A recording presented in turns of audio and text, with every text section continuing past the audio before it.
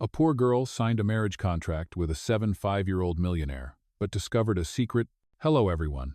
Before we begin today's story, I have one small request. Please click the subscribe button and turn on the notification bell so you will not miss our newest videos. It only takes a second. It is completely free, and it is the best way to support us in bringing you more heartfelt, meaningful stories. Your support truly means the world to us. Where are you watching from? Tell us your city or country in the comments below. Thank you so much. Stay until the end. This story will change the way you see love, dignity, and what it truly means to keep a promise. Now, let us return to our main character. The rain over Charleston fell in slow, silver threads that night. Inside a small apartment above a laundry shop, Mira sat hunched over her sewing machine, its hum blending with the thunder outside. Her fingertips were red and sore, her eyes dry from sleepless nights. On the table lay a final notice from the landlord. Payment due in 48 hours. The workshop she had built from scraps, Stitch and Hope, a place where women stitched second chances into old fabric, was about to be shut down. For years she had patched strangers' clothes by day and taught poor women to sew by night, believing that a single skill could rescue a soul. But now, the bills, the taxes, the debt they had, outnumbered her dreams. A knock echoed on the thin wooden door. Mira startled, wiping her hands on her apron. A tall man in a black coat stood under the flickering hallway light. His voice was deep, calm, rehearsed. "Miss Mira," he said, "my employer wishes to meet you. He believes he can help." Mira frowned. "Help me? With what?" The man handed her a cream envelope, sealed with a dark silver insignia, the letter V, engraved on wax. "Everything you are about to lose," he replied. Hours later, Mira stood in front of Hale Manor, a sprawling estate, half hidden by rain and ivy. The wrought iron gates creaked open, revealing a driveway lined with lanterns that flickered like watching eyes. The scent of wet stone and magnolia filled the air. A butler led her inside. The world she entered looked like it belonged to another century. Chandeliers, heavy with crystal, portraits that seemed to breathe in candlelight, and silence thick enough to make her footsteps echo. At the end of a long corridor sat a man by the fireplace. His posture was straight, his hands resting calmly on a cane carved with initials, A.H. Silver hair framed a face that still carried traces of the sharpness it once had. Alexander Hale, 75, the man whose name had once built empires and then vanished. "Miss Mira," he greeted, voice soft but resonant. "Thank you for coming." She hesitated before taking the chair opposite him. "The letter said you wanted to discuss a business arrangement?" A faint smile touched his lips. "That is correct, but not the kind you expect." He lifted a black Mont Blanc pen, its gold trim glinting under the firelight, and slid a folder across the table. The words "marriage contract" gleamed on its cover. Mira blinked, unsure if she had heard correctly. "A marriage? Contract?" "Yes." His gaze was steady, unreadable. "I am offering you a proposal. I do not seek romance. I seek companionship, a legal wife, nothing more." She laughed nervously, thinking it must be a cruel joke. "Why me? You do not even know who I am." "I know enough," he said quietly. "You are honest. You work until your hands bleed. And your workshop, this Stitch and Hope, will be gone by next week without help. I can change that." Mira's throat tightened. "You would save my workshop if I marry you?" He nodded once. "I will cover all debts, restore your property, and ensure every woman you teach keeps her livelihood. In return, you will be Mrs. Hale for 6 months. No questions about my past. No public affection. No intrusion into my affairs." She stared at the contract, the letters blurring through the thin veil of her tears. The Mont Blanc pen lay between them like a weapon or a promise. "Why me?" she whispered again. "When you could have anyone." For the first time, his expression softened. "Because anyone else would want what I have. You only want to save something that matters." The rain outside grew heavier, rattling the windows. Mira looked at the signature line, then at the pen's sleek, expensive, foreign to her world of thread and thimbles. She thought of her workshop, of the women who waited for her, of the broken sewing machines, and the children who came to sleep on the floor while their mothers stitched. Her hand trembled as she picked up the pen. The ink glided across the paper, sealing a deal between poverty and power, between fear and faith. When she looked up, Alexander Hale was watching her with a kind of weary relief, the look of a man who had been waiting too long to be understood. "Welcome to your new life, Mrs. Hale," he said softly. Mira managed a nod.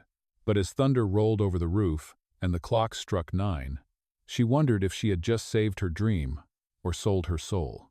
The rain had stopped by morning, leaving Hale Manor wrapped in a quiet mist.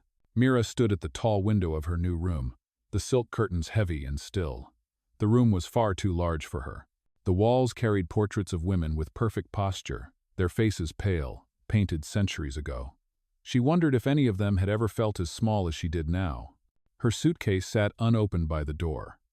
Everything inside it smelled like the real-world cotton, detergent, the faint trace of fabric dye from the workshop. Here, everything smelled like polish and lavender. She ran her hand across the marble windowsill, tracing the dustless perfection, feeling how clean could also feel cold. A knock came at the door. The butler, Samuel, bowed slightly. "Mr. Hale requests your presence in the breakfast room." Mira followed him through long corridors lined with mirrors. The reflections multiplied her figure, a small girl in a plain dress, until she felt surrounded by versions of herself that did not belong. The breakfast room was bright, filled with filtered morning light. Alexander Hale sat at the far end of a long oak table, reading a newspaper. He looked composed, even regal, in a dark suit. Without raising his head, he said, "Good morning, Mrs. Hale." Her voice trembled a little. "Good morning, sir." "Alexander," he corrected gently. "You may call me Alexander. We are, after all, married by law." The word married lingered between them like a fragile thing they both tried not to touch. Breakfast was served porcelain plates, silver utensils, eggs perfectly shaped. Mira lifted the wrong fork first. The butler moved quietly to replace it, but Alexander stopped him with a small motion of his hand. "Let her be," he said. His tone was not harsh, only measured. Mira blushed. "I am sorry. I am more used to eating from paper boxes." "That is nothing to apologize for," he said, setting down his cup. "People who apologize too much are often the ones who have done the least harm." "Oh." She looked up, meeting his eyes for the first time in daylight. They were not as cold as she had imagined last night. They carried something else, fatigue, perhaps, but also a hint of curiosity. He folded the newspaper and changed the subject. "You will find a list of the house rules in your room. 3 of them are non-negotiable: privacy, discretion, and boundaries. You will attend 3 events with me each month. The rest of the time, the manor is yours. You may use the library, the garden, even the music room if you wish. I expect nothing more." "I understand," she said quietly. He nodded once, signaling the end of the conversation, and returned to his paper. Mira took one more bite, hardly tasting the food, then rose to leave. As she stepped into the hall, the housekeeper, Ruth, approached with a kind smile. "He is not unkind," Ruth whispered. "Just alone for too long." That afternoon, Mira explored the manor. She found a greenhouse full of orchids, each labeled in neat handwriting. She leaned close to one fragile white bloom and whispered, "You must be older than me." The petals trembled as if in answer. In the evening, she carried her sewing kit to the sitting room, where the curtains had a torn hem. She knelt down to mend it, her hands moving with the speed of habit. The servants watched, astonished. "You do not have to do that, ma'am," one said. Mira smiled. "I know, but fabric hates being ignored. It frays faster when no one cares." From the corridor, Alexander's shadow appeared, silent. He watched her for a long moment before speaking. "You fix what others overlook," he said quietly. "That is rare." She turned, startled. "It is just a habit." "Habits," he replied, "build character more than intentions." He looked down at her work, tiny, perfect stitches, steady despite the tremor of her nerves. Then he walked away, leaving behind the faint scent of cedar and old books. Later that night, Mira stood on the balcony outside her room, the city lights of Charleston blinking in the distance. She thought about her workshop, about the women who might be sitting at cold tables now, waiting for her return. The wind was cold, but it carried a strange calm. Somewhere below, in the music room, A piano key struck softly, just one note.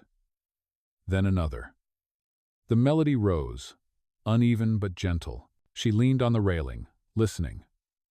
It was Claire de Lune. For the first time since she signed the contract, Mira smiled. Maybe, she thought. The sound of loneliness was not silence, it was music played by someone who had forgotten why it mattered. Days passed inside Hale Manor like pages in a silent book. The house had rhythms of its own: breakfast at 7. Newspapers folded at 8. A piano note from the music room at dusk. Mira began to notice the details that defined Alexander's world. Every clock in the house was set 5 minutes fast. Every window was half open, as if he could not decide between air and isolation. Each morning, she walked through the marble halls in her cotton dress, still smelling faintly of thread and soap. Servants passed by, nodding politely, unsure if they should address her as Mrs. Hale or Miss Mira. She smiled to both, soft and uncertain, trying to belong in a world that had no place for calloused hands. One afternoon, while exploring the West Wing, Mira found a locked room. Its handle was brass, its keyhole sealed. A faint scent of cedar and paper drifted from inside. Ruth appeared behind her, carrying folded linens. "Best to leave that door alone," she murmured. "It belonged to Mrs. Amelia Hale." Mira stepped back quickly. "His wife?" Ruth nodded. "Long gone. The master never speaks of her." That night, at dinner, Alexander spoke little. The air between them was formal but not cold. He noticed her eyes glancing at the piano. "Do you play?" he asked. "A little," she admitted. "Mostly simple tunes, nothing like you do." He looked down at his hands. "I have not played in years. These days, I only remember the mistakes." Mira smiled faintly. "Mistakes are proof we tried to create something." Something softened in his gaze. "That is a rare way to see it." After dinner, she walked past the music room again. The piano lid was open. Dust brushed away. A single sheet of music rested on the stand, Claire de Lune. She touched one key. The sound bloomed softly in the empty room, fading into the shadows. Later that week, a formal letter arrived from the city charity board, inviting Mr. and Mrs. Hale to a fundraising gala. Mira's heart pounded as she read it. The words formal attire felt heavier than they should. She had no idea how to move or speak in such places. Ruth found her sitting by the sewing machine that night, surrounded by torn fabric. "You are making your own gown?" she asked, surprised. Mira nodded. "I cannot wear something that costs more than what my women earn in a month. It would feel wrong." Ruth watched her hands steady, confident, shaping beauty from scraps. "He will notice that," she said softly. The next morning, Alexander entered the sitting room to find Mira adjusting the hem of her dress. "You made this yourself?" She looked up quickly. "Yes. I did not think your tailor would take my measurements without questions." He studied the stitching, then her face. "It suits you," he said after a pause. "It looks like something meant to last." For the first time, Mira saw him smile without reservation. It was faint, but real, the kind of smile that forgets it exists. Later, he handed her a small velvet box. Inside lay a pair of pearl earrings, modest but gleaming in the morning light. "Wear these to the gala," he said. "They belong to my mother. I think she would have liked you." Mira hesitated. "I cannot accept something so personal." "You already have," he replied quietly. "You accepted this house, this name. The earrings are the least of it." That night, she placed the pearls on her bedside table, beside the Mont Blanc pen he had used to sign their contract. The pen caught the moonlight like a watchful eye. For the first time since she arrived, the manor no longer felt like a cage. It felt like a place waiting to remember what warmth was. Mira sat by the window, whispering to herself. "Maybe I am not here to play his wife. Maybe I am here to remind him how to live." Outside, a storm gathered over the coast. Inside, two people who had nothing in common began to share the quiet weight of hope. The night of the gala arrived beneath a drizzle that turned Charleston's streets into mirrors. Mira stood before the mirror in her room, her handmade gown hugging her frame with modest grace. The pearls Alexander had given her rested against her collarbone, glowing softly in the lamplight. Her reflection looked composed, but her chest rose with shallow, nervous breaths. Downstairs, Alexander Hale waited in a charcoal suit. The light from the foyer caught the faint tremor in his hand as he buttoned his jacket. His movements were deliberate, slowed by years, yet still elegant. The silver at his temples gleamed beneath the chandelier, and the quiet weight of 75 years sat gently in his shoulders. When he saw her, he straightened, leaning lightly on his cane. "You are ready," he said. His voice carried the calm of a man long accustomed to silence. "As I will ever be," she answered, smiling carefully. They entered the limousine in silence. Through the window, the city shimmered, rain tracing silver lines down the glass. Alexander's gaze lingered outside, the reflection of the streetlights crossing the lined surface of his face. He looked not at the present, but at something the night reminded him of a life that had once moved faster, louder, warmer. At the gala, chandeliers blazed like constellations. Every guest gleamed, their laughter sharp and practiced. Alexander moved through the crowd with the slow precision of an old clock, his cane tapping a steady rhythm on the marble floor.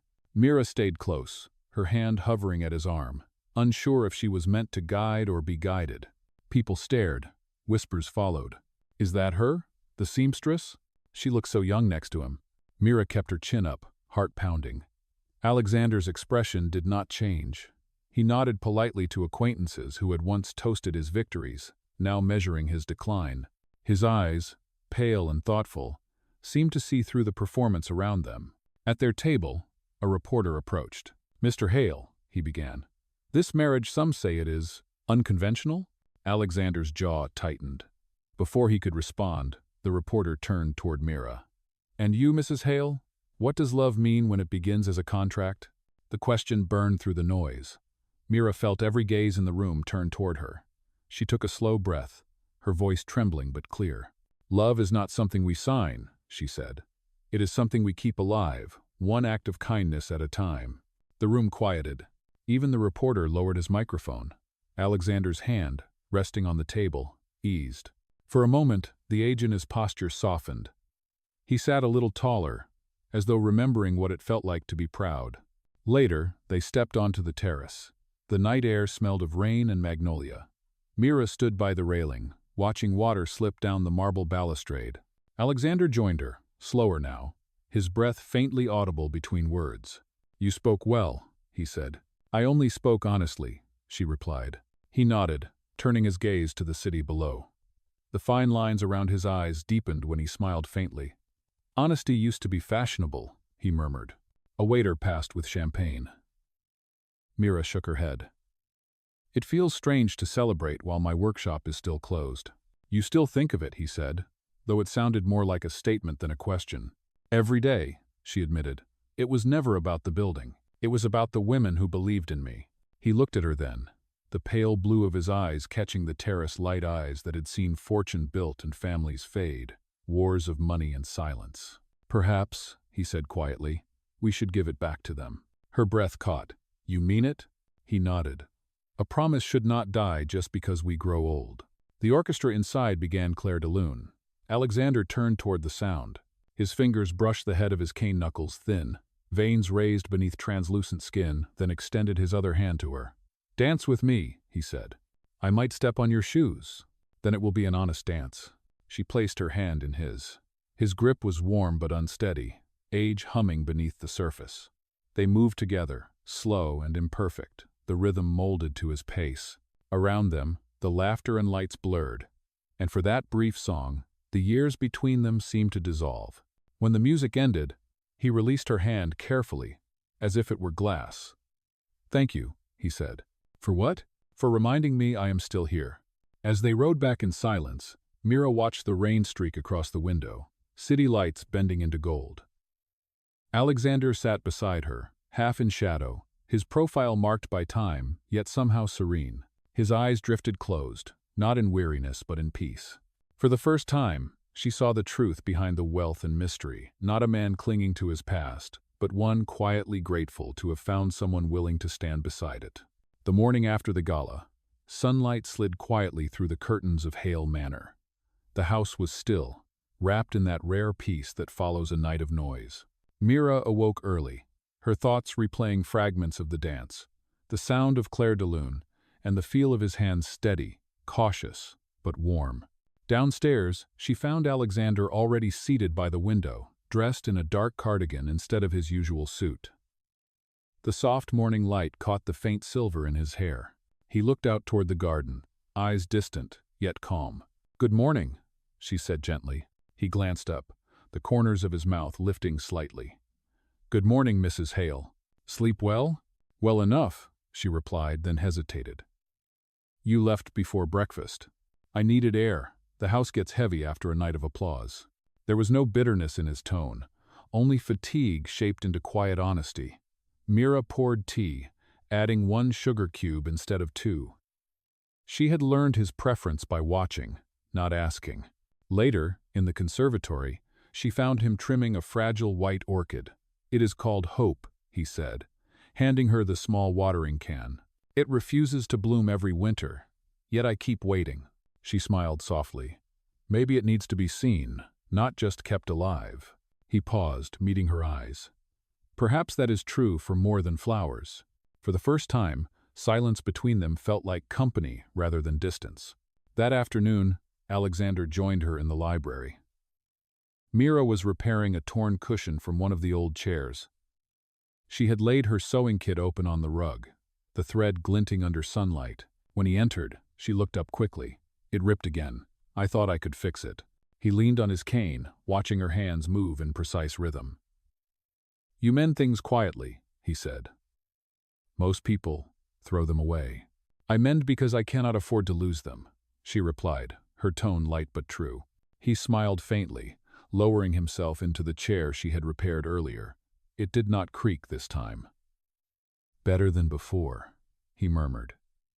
That evening, they shared dinner without the usual stiffness. The table was smaller, the lights softer. Ruth had served chicken soup, mild and clear. Alexander tasted it, set his spoon down, and said simply, "Perfect." Mira laughed softly. "Too plain for most people." "Plain is a blessing," he said. "It lets you taste the care that went into it." The next morning brought light rain. Mira walked into the greenhouse to find him standing there again, umbrella closed at his side. Drops glittered on the orchids. She reached for one leaf to shake off the water, and their hands brushed briefly. Neither moved away. He looked down, his voice quiet. "You remind me that living slowly is still living." She tilted her head. "And you remind me that age is not silence. It is memory that still listens." Later that week, the foundation held a private luncheon for board members. Alexander insisted she accompany him. It was less formal than the gala, but the same polished faces filled the room. Mira wore a simple dress she had made herself, the same calm poise in her steps. When she accidentally dropped her spoon, a few guests exchanged knowing glances. Before she could reach down, Alexander bent carefully, retrieving it for her despite the stiffness in his knees. The table fell silent. "She has more grace than most of you," he said evenly, his voice low but firm. "She simply wears it differently." Mira's cheeks warmed, but she kept her gaze steady. When they returned home, she thanked him. "You did not have to say that. I did not do it for you," he replied. "I did it because truth deserves to be spoken." That night, she sat in the music room while he read near the fireplace.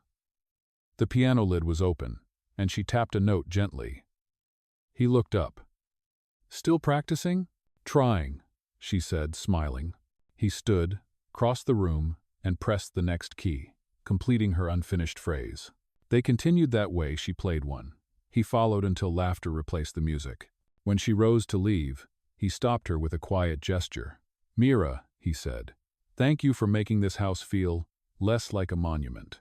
She nodded, unable to find words. Later, in his study, he discovered a folded handkerchief embroidered with the letter A, placed neatly beside his Mont Blanc pen. The stitches were small and even silver thread against white. He touched the fabric, smiling to himself.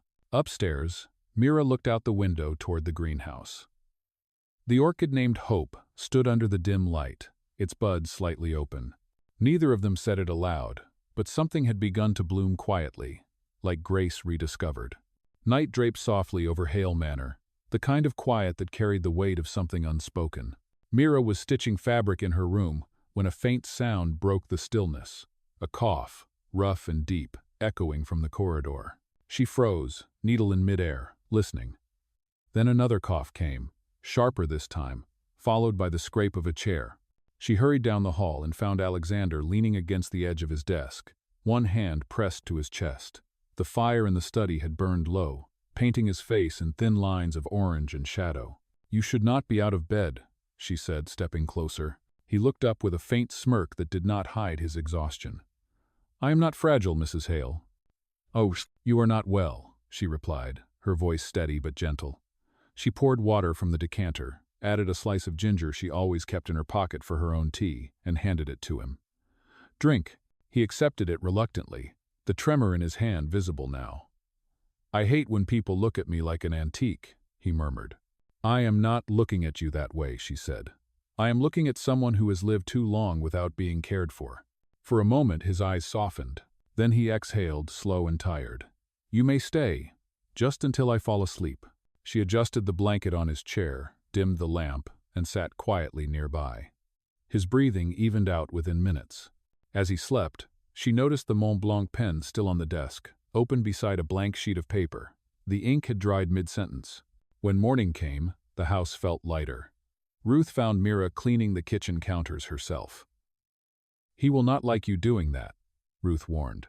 "Maybe," Mira said with a smile, "but he will like waking up to the smell of breakfast." By the time Alexander appeared, the table was set with porridge and fresh bread. He raised an eyebrow. "Are we starting a bed and breakfast?" "Just breakfast," she said. "You will eat, or I will sew your name into every napkin in this house as punishment." He chuckled quietly, the sound catching even him by surprise. Threats before coffee impressive. Later, as the day warmed, she found him in the clock room adjusting the old grandfather clock. She asked, "Why are they all 5 minutes fast?" He replied, "Because I spent half my life late for what mattered. I decided to cheat time before it cheated me again." That night, they returned together to the Stitch and Hope workshop. The air smelled of oil and cotton. Women from the neighborhood gathered at the door, whispering when they saw the car. Alexander stepped out slowly, his cane tapping the pavement. Mira watched as he stood among them, uncomfortable, dignified, but trying. One of the women offered her hand, rough and calloused. "Thank you, sir. You helped us when no one else would." He blinked, surprised. "You should thank her," he said, nodding toward Mira. "She is the reason any of this still breathes." The women applauded softly. Mira turned away for a second, hiding the sudden warmth in her chest. As the sun set, they walked through the empty workshop. The tables were clean again, the machines oiled and waiting. Mira touched one of the spools of thread. "They say machines stop working when no one believes in them anymore." Alexander smiled faintly. "Then maybe I am one of your machines." She looked up, startled. "You are not broken." "Not yet," he said, "thanks to you." When they returned home, she took his coat to repair a loose seam on the shoulder. "You are a dangerous woman," he said, watching her work. "Dangerous? You fix everything you touch." She tied the final knot of silver thread and met his eyes. "Then I will be careful with you." He said nothing, only nodded once, as though accepting a truth too delicate for words. That night, rain returned, tapping softly on the greenhouse glass. Mira stepped inside, barefoot, the faint scent of orchids around her. The one he had named Hope was still closed, but its stem had strengthened. She whispered, "Bloom when he's ready." Back in the study, Alexander placed the repaired coat over his chair. The seam caught the firelight, silver thread shimmering like a quiet promise. He picked up the Mont Blanc pen again, wrote one line, then set it down with a calm hand. "I suppose," he murmured to the empty room, "some things are still worth mending." Outside, the rain eased. Inside, the clocks ticked 5 minutes ahead, but for the first time, neither of them was in a hurry. Morning came with the faint scent of magnolia drifting through Hale Manor. The house, once cold and echoing, now felt quietly alive. Mira had begun leaving small notes in unexpected places, reminders for Alexander to take his pills, to drink more water, to rest after his afternoon walk. She never signed them, but he always knew they were hers. When he entered the breakfast room, she was already there, folding napkins. "You missed your walk yesterday," she said without looking up. He smiled. "The weather changed my mind." "It was sunny," she replied. "Then perhaps I changed." Mira laughed softly. Perhaps you did. Days passed gently, filled with quiet routines that bound them closer. She read aloud while he worked in the study, her voice becoming part of the rhythm of his day. At night, they shared tea in the greenhouse, where the orchid named Hope had begun to bloom, one pale petal at a time. Their conversations no longer circled duty or gratitude. They spoke of childhood, of places they had never visited, of the strange comfort found in the company of someone who listened. Yet, under the calm, something deeper stirred, an affection neither had planned for. One afternoon, Mira entered his study to leave a cup of tea and found Alexander asleep in the chair. The light fell across his face, revealing lines that time had drawn like brushstrokes. His glasses hung loosely from his hand, the Mont Blanc pen resting beside an unfinished letter. She stood there for a long moment, unsure whether to wake him or let him stay in that rare peace. Instead, she placed a blanket over his shoulders and turned to leave. Before she could, his voice came, rough with sleep. "Do you always take care of lost things?" She froze. "You were awake." "Partly." He opened his eyes, smiling faintly. "It is a pleasant way to be found." "Who?" She blushed and looked down. "You should rest." He watched her for a long moment before speaking again. "You make this house feel younger." That evening, the air carried a chill. Mira brought a record player to the sitting room. "Music helps me sew straighter," she said, placing the needle down. The soft hum of violins filled the space. Alexander watched her as she mended a torn hem on one of the curtains. "I have not heard that piece in years," he said. "Then it is overdue," she replied. He rose, slower than he used to, and walked toward her. "You make simple things sound important." "They are," she said. He stood beside her, close enough that she could feel the faint warmth radiating from him. "You do not realize it, but every small thing you do has a way of staying." Her hand hesitated on the fabric. "Then I hope what stays is kindness." "That," he said quietly, "is already here." The following day brought the unexpected. Mira was organizing the shelves in the West Wing, a part of the manor she had always been curious about. Ruth had left her in charge of sorting documents, warning her not to touch the locked cabinet by the far wall. But as Mira stacked the final box, a small brass key fell from between the pages of an old ledger. It fit the cabinet perfectly. She hesitated, her pulse quickening, then turned the key. The door creaked open, releasing a faint scent of cedar and thyme. Inside were papers, photographs, and a small velvet box. On top lay an envelope labeled Amelia 1973. Mira's eyes froze on the photograph beneath it. Alexander stood beside a woman in a wide-brimmed hat, her smile bright and alive. Her features, soft jawline, eyes, even the curve of her lips mirrored Mira's almost perfectly. The shock was instant and cold. Her knees weakened as she stared at the image. The air around her thickened, and for the first time in months, Hale Manor felt foreign again. She clutched the photo, tears pressing at her eyes. When Alexander entered later, he found her standing there, pale and trembling. The photograph lay between her fingers. "Mira," he began, his voice cautious. "Who is she?" she asked, though she already knew. "The woman in this picture." He hesitated, the truth pressing against his throat. "Amelia, my wife. She died a long time ago." "Oh, and her voice cracked. "I look like her." He took a step closer, but she moved back. "I never meant to." He stopped, searching for words. "When I saw you that first day, I thought it was fate giving me one last chance to remember what kindness looked like." Her voice shook. "You married me because I looked like a ghost." "No," he said firmly. "Because you made me feel alive again. I did not expect to care for you this way, but I do." She turned away, tears breaking free.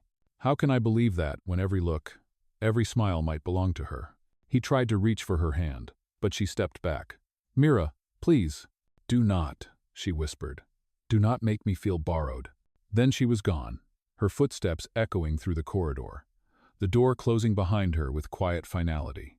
Alexander stood alone, the photograph still lying open on the table. The Mont Blanc pen rolled to the edge and fell, striking the floor. He bent slowly to pick it up, his breath uneven. Outside, rain began to fall, steady and relentless. Upstairs, Ruth watched from the landing, the sound of thunder merging with the faint echo of a piano note. The orchid in the greenhouse bent beneath the weight of water, its fragile petals trembling. In that moment, both knew something had broken, not the contract, but the fragile thread between two hearts that had just begun to believe again. Phân tám. Cao chào. Giữa sự sống và lời hứa dang dở. The rain began the same hour Mira left Hale Manor.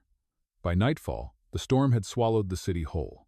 Inside the empty house, Alexander Hale sat alone in his study, the fireplace still burning but giving no warmth.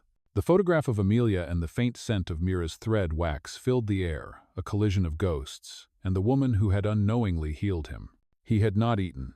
He had not slept. For the first time in years, he felt the weight of 75 years pressing down on his chest. He tried to write a letter, an apology, anything but the pen in his hand trembled. You were right, Mira. I was chasing memory when what I needed was meaning. His writing faltered, the letters collapsing into a dark blur of ink. The pain struck suddenly, sharp and deep, stealing his breath. He reached for the telephone, but fell before he could dial. The Mont Blanc pen rolled from his hand, tracing a line of black across the white carpet before stopping in silence. Ruth found him an hour later. The ambulance lights carved red through the rain as he was carried away. The echo of her voice followed him down the hall. Stay with us, sir. Please. Across town, Mira sat in her small rented room above a thrift store, staring at the half-finished hem of a coat. Every thread she pulled seemed to tangle. Her eyes burned from crying, yet her hands refused to stop working because if she stopped, she would remember the look on Alexander's face when she walked away. Her phone buzzed. Unknown number. She hesitated before answering.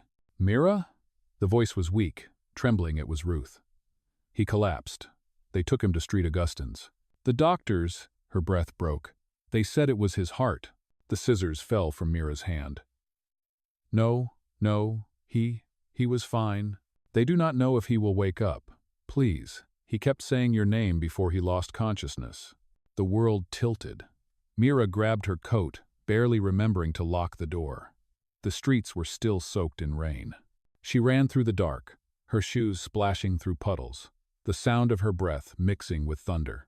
When she reached the hospital, her hands shook as she told the nurse his name. Alexander Hale, please. The nurse looked at her with quiet sympathy. Room 417. Mira pushed open the door. The machines hummed steadily, each beep cutting through her chest. Alexander lay beneath the pale hospital light, skin ashen, lips slightly parted. The man who once carried whole rooms with a glance now looked impossibly still too still. She stood at the foot of the bed for a long time, unable to speak. Then she walked closer, tracing the faint blue veins along his hand before taking it in both of hers. It was cold, heavier than she remembered.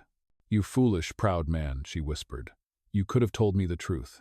Her voice trembled. You thought I would leave if you showed weakness, but I only ever wanted you to let me stay. Tears fell onto his wrist. The monitor kept beeping, stubborn and steady. Ruth entered quietly, holding a folded note. We found this on his desk. It was addressed to you. Mira unfolded it with shaking fingers. Ink stains blurred most of the words, but a few lines remained. I thought I needed to remember her. But now, every kindness I recall has your face. I never learned how to love without losing. But maybe with you, I still could. Her breath caught. She pressed the letter to her chest, sobbing silently. Come back, she whispered, leaning close. Do you hear me, Alexander? You do not get to leave like this. You still owe me breakfast, and one more dance. She placed the letter on the bedside table, beside the Mont Blanc pen, now clean and capped. Her hands moved on instinct, tucking the blanket, fixing the pillow, brushing stray hair from his forehead. And as she sat beside him, the rain began to slow outside, turning from thunder to a soft drizzle. The storm that had chased them both for months finally began to fade. In his dreams, Alexander walked through the greenhouse. The air was clear, the orchids glimmering under soft light. Ahead, Mira stood with her back turned, her dress catching the wind. He reached out, his voice echoing through the glass. Wait. She turned, smiling faintly, her eyes filled with the same quiet forgiveness he had once feared to seek. I am still here, she said, and in the hospital bed, his fingers twitched. The monitors steadied, each beat louder than before, measured, human, alive. Outside the window, the orchid named Hope began to bloom. The morning light slid across the hospital floor, pale and clean. Alexander Hale stirred, his breath catching as his eyes opened. The first thing he saw was Mira, asleep in the chair beside him, her hand still clutching his. Her hair was messy, her eyes swollen, but she was there. "Mira," he whispered. She woke instantly, disbelief flashing into tears. "You are awake," he smiled faintly. "I was afraid I would never see you again."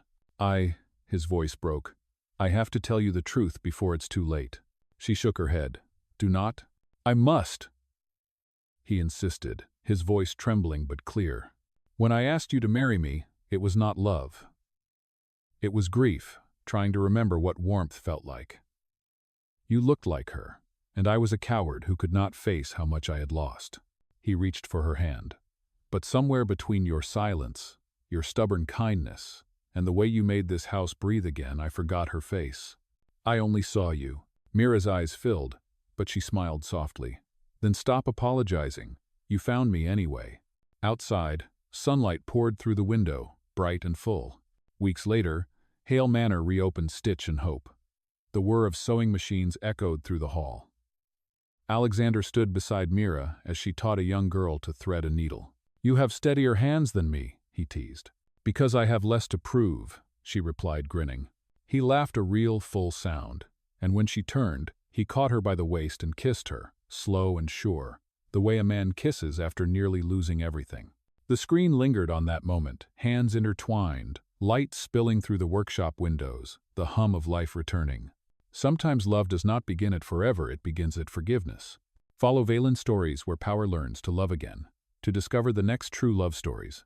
Thank you so much for listening and for believing that kindness can still rewrite the ending.